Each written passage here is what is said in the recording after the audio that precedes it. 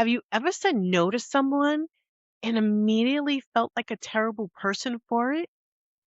Just by protecting your own time and your own energy, your own peace, you were being mean? I want to challenge that today because what you've been calling mean might actually be the kindest thing you've ever done. Stay with me. If you are new here, welcome. I'm Lisa Freefeather, and this channel is a space for women doing the real inner work, not the surface level kind, not the Instagram quote kind, the kind where you actually go looking for the thing underneath the thing. If that's your language, subscribe. You are in the right place. Now, people pleasing, most of us have been called one at some point, or we've privately wondered, were we one? And if you've been on any kind of self awareness journey for any length of time, you probably received some version of the same advice. Set better boundaries, learn to say no, stop giving so much. And maybe you nodded, maybe you even tried it. But here's what I keep noticing. That advice, as true as it is on the surface, does not go deep enough. Because telling a people pleaser to just stop people pleasing is like telling someone who emotionally eats to just eat less. The behavior is not the root issue. The behavior is the signal, it's the output. It's pointing somewhere. And that somewhere is where we are going today. This conversation is not just about what people pleasing looks like. We are talking about where it comes from, what it's actually doing for you underneath, and what to do about it in a way that actually sticks. I want to start with something personal because I think it's going to frame everything else I say. In high school, I was that girl who moved between friend groups. Yeah, fluidly, comfortably, or so I thought. I didn't belong to one particular crew. I could float from group to group and another group entirely, and I genuinely love that about myself. At the time, my senior year, my senior year, I read it as freedom. I didn't want to be locked in. I didn't want to always have to check in with the group. Oh, where's the next place we're going? You know, those senior trips? I made moves. I moved from place to place. But here's what I was not letting myself see. There was this one group in particular that felt, that felt closer than others, more like home. And instead of leaning into that, instead of risking being fully known there, I kept moving. I kept it moving. And when I really did my shadow work years later as an adult, I had to get honest about why. Because I was a girl who felt like the awkward black girl who didn't fit the cultural monolith, the version of blackness that showed up on TV and movies, the cultural expression that many recognize. I didn't fully see myself in it. And that created a quiet, unnamed kind of dislocation. Like I was always a little bit on the outside of something and I couldn't quite name it. So I kept moving.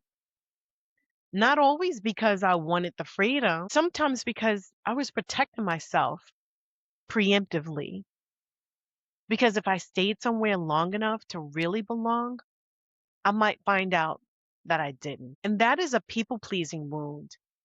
It's not the obvious kind, not the high visibility. I will agree with whatever you say so you like me kind, the quiet kind, the armor kind, the kind where you shape yourself to fit the room before anyone else asks you to. where you leave before you can be left. I saw this only because I was willing to go looking for it. So let's talk about shadow work because this term gets used a lot without being explained clearly, and I want to give you something concrete. So, shadow work is the practice of looking at parts of yourself that you pushed into the dark, the things you stuffed down, not always consciously, because at some point in some environment, they, you know, those parts of yourself didn't feel safe to be revealed. Maybe they were rejected. Maybe they were ridiculed. Perhaps they simply didn't fit the culture of the room you were in, so you hidden them. And in time, you may have forgotten you hid them. And here is why childhood matters so much in this conversation. The human brain, specifically the frontal lobe, it's the part that's responsible for decision making, for impulse control, and understanding consequences, does not fully complete its development until ages 24 to 25. And from birth to around age 7, we are essentially sponges. We are absorbing the emotional environment around us and encoding it as the truth about how the world works and what our place in it is, not as possibility, as a fact. Then adolescence arrives, and there is another developmental phase happening at the same time. One where we're trying to differentiate, to figure out, who am I separate from my family, separate from what I've been told, separate from what's expected of me. And we are doing this important, delicate work of becoming ourselves in a brain that's still under construction, which means the container we're in during those years were shaping us before we had the cognitive tools to evaluate whether we wanted to be shaped that way. Our family shaped us, our friend group shaped us, our schools, our cultural environments, the messages we received about who we were and who we were supposed to be. All of it left impressions. And some of those impressions became the patterns we're now trying to understand as adults. I want to be clear. This is not about blame. This is not a your parents are the problem conversation. This is brain science. This is child development. We are not assigning fault. We are building understanding because you cannot heal what you refuse to look at. And you cannot look at something clearly if you're still trying to protect everyone else from your gaze. The shadow, the things that got pushed down, those things do not disappear. They go underground and they resurface later as patterns, as automatic responses, as the way we relate to other people and to ourselves that feel like just who we are. We are actually decisions we made when we were very young in very specific circumstances, which were very limited information. People pleasing is one of those patterns for a lot of women. And the shadow work, the real work, is going back to where it started. Now, I want to bring in an astrological lens. And even if astrology is not your framework, stay with me because I'm using it in a way of talking about temperament, about the natural architecture of how you love. In astrology, Venus is the planet associated with love, beauty, harmony, relationship, connection, and pleasure. And people with strong Venus energy, whether that shows up in their chart or just in how they recognize themselves, often have a quality of wanting to give, wanting harmony, wanting the people around them to feel cared for and at ease, wanting to create environments where love is present and people feel good. And I want to say this clearly. That is a gift. There is nothing broken about being a giver. There is nothing wrong about wanting harmony. That orientation towards love and connection is a real, beautiful, legitimate expression of who you are. But here is the distinction I need you to sit with. And this is really the heart of the whole conversation.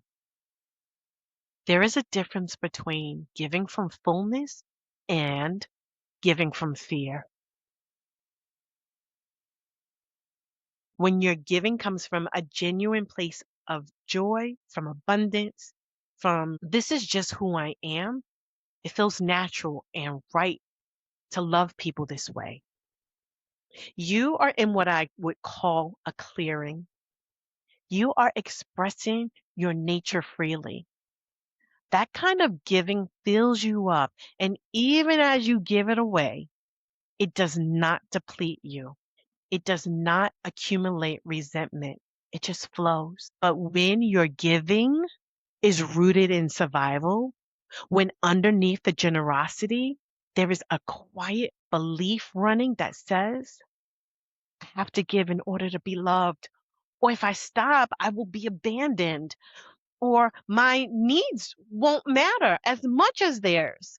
Or keeping a peace is my job. Then the wound is running the giving.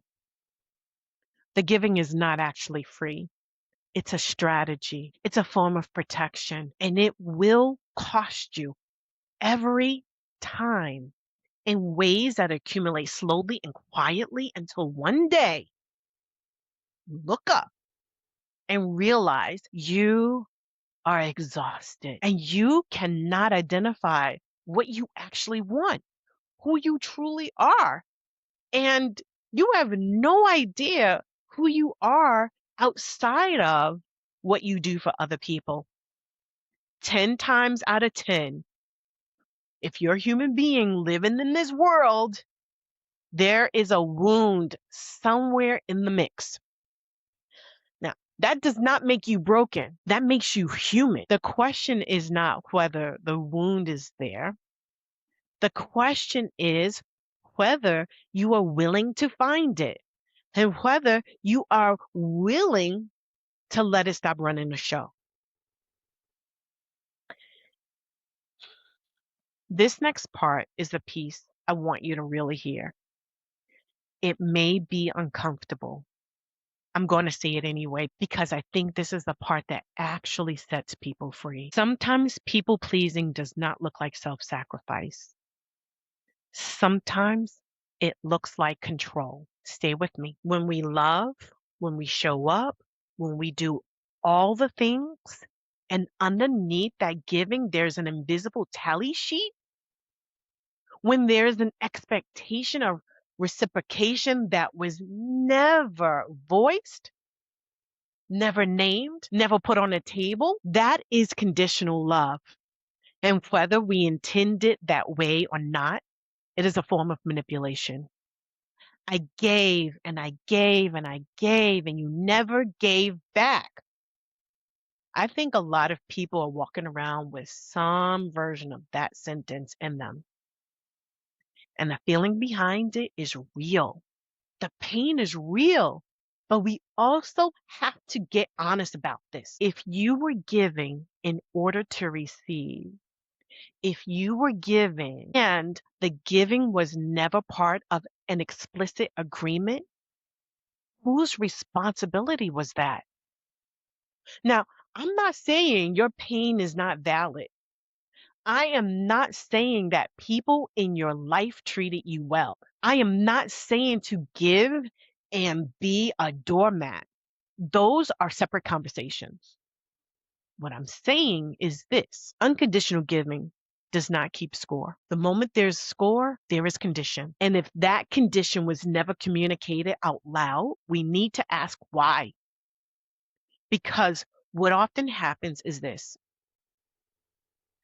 the people pleaser gives generously, openly, beautifully, and also quietly, privately keeps a ledger. And when that ledger goes unmatched long enough, the resentment builds.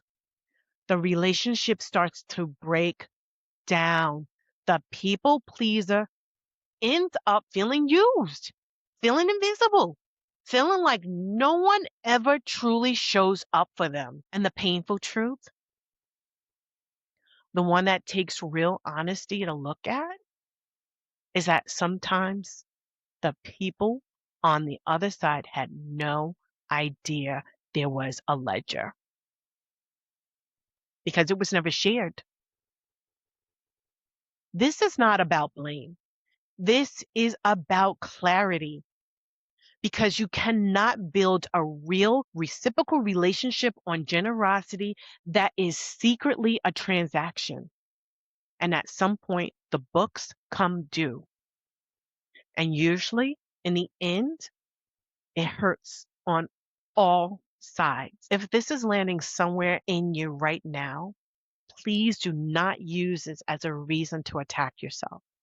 This is one of the most human patterns there is, but it's worth examining because you deserve relationships where the terms are clear, where you give because you genuinely want to, where asking for what you need is not a threat to the connection, it's a deepening of it. Okay, let's bring this somewhere you can actually use because I don't want to walk you through all of that and leave you without a direction. Here are 4 clear moves. Move 1, embrace it, examine it. Do not begin this work from a place of shame, and I mean it. If you are a people pleaser, that is not something to fix from self-rejection. Start from curiosity. Start from, where does this pattern show up in my life? Where does my giving leave me depleted? Where do I find myself saying yes and quietly resenting it? Where am I waiting silently to be paid back? Those edges, those are the places worth your attention. You do not have to overhaul everything at once. You just have to start. You just have to get honest about where it's not working. Move 2. Do the shadow work. This means going back to looking at where the pattern started. What did you decide about yourself when you were young? What did you learn about your worth, about whether your needs mattered, about whether it was safe to take up space, about what you had to do or be in order to stay connected to the people you loved? You do not have to do this alone. A therapist, a coach, a trusted container. These things exist for a reason, but the work begins with willingness. Willingness to look, because what lives in the shadow does not heal from being ignored. It heals from being seen. Now, we can see this plainly played out today on the world stage. That which is hidden cannot be transformed. And part of the work is also examining your boundaries or the places where you don't have them. Where have you repeatedly crossed your own lines to maintain a relationship or avoid conflict? Where have you stayed somewhere you should have left? Where have you said yes to something where every part of you was saying no to? Those are the places the shadow is active. Those are the places worth visiting. Move number 3, get clear on what you're actually committed to, not what you think you should want, not what your family envisions for you, not what looks responsible or selfless or good from the outside. What are you committed to having in your life? What do you want to feel in your body, in your relationships, in your daily experience? What do you want to express freely without editing yourself down first? A lot of people pleasers have spent so much energy tending to everyone else's preferences and needs that they have genuinely lost touch with their own.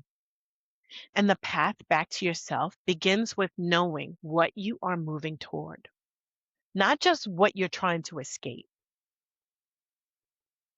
Move 4.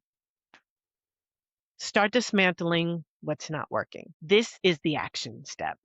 Once you've done enough looking to know where people pleasing is costing you, something has to change. Maybe that means having a conversation you've been avoiding for months.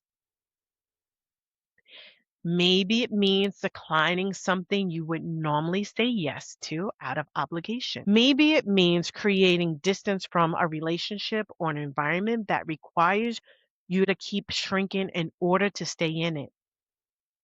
You don't have to do all of them all at once, but you have to start because insight without action is just self awareness that stays in the room with you. Real change requires a decision, and then another decision, and then another decision until a new pattern begins to take shape. Here's what I want to leave you with. People pleasing is not a character flaw. It is a strategy.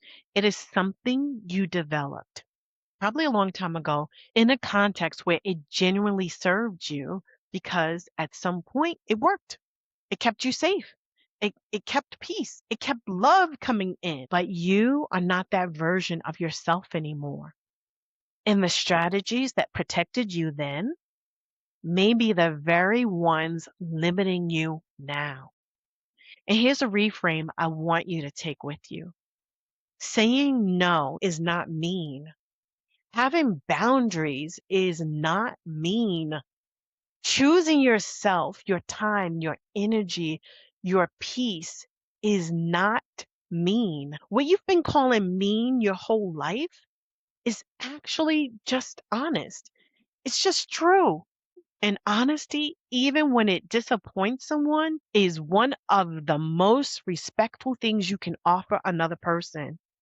Being mean AF is the way we're redefining it today, is showing up as exactly who you are without the performance, without the apology, without shrinking yourself to keep someone comfortable at your own expense. That is not meanness. That is kindness to them because you're not resenting them in the silence, and to yourself because you're finally stop abandoning you. You stop self betraying. That is the clearing. That is where giving becomes generous again. That is where you get your freedom back. If any part of this conversation landed for you today, I want to know.